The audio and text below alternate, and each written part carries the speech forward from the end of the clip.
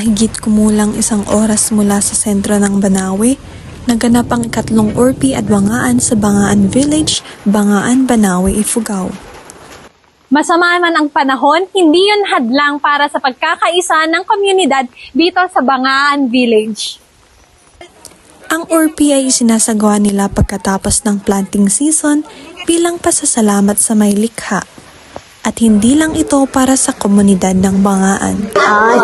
Umami yan nagganas ti wato chay umari tiyan ng ucuan mapon ng ucuan village ang ginugo ayon chay Orpi Bangaan ya umari tiyan ke rugin ci courtship ya mga hawa tiyangay nang umari an wate mga hawa ni ti konchan wache personada tiya hibabalasang ito.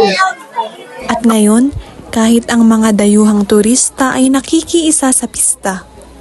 At dahil umuulan, hindi na ipinagpatuloy ang cultural games na magaganap sana sa hapong iyon. Gayunpaman, nabusog naman ang lahat sa community lunch. At masayang pinagsaluhan ang mga nakahandang rice wine na tila paboritong bahagi ng mga nakakatanda mapanood hanggang ngayon. At meron rin naman silang impahret kung kanilang tawagin. Malaking bahagi ang kanilang mga palayan sa kanilang buhay at kultura.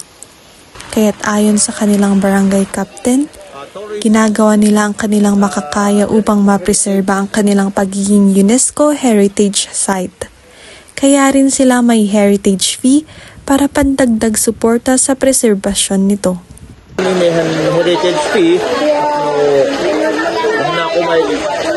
every year may improvement for this tourist heritage.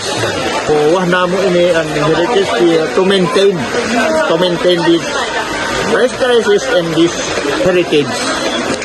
Nananawagan din sila na kailangan pa rin nila ng suporta mula sa gobyerno, lalo na para sa irrigations ng kanilang mga palayan.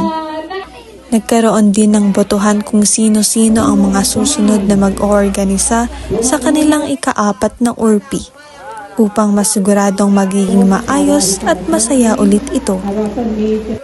Hindi man hadlang ang ulan, ngunit sana'y sa susunod na taon ay maaraw naman upang matuloy din ang iba pa nilang aktibidad at mas maraming makikiisa sa pistang ito.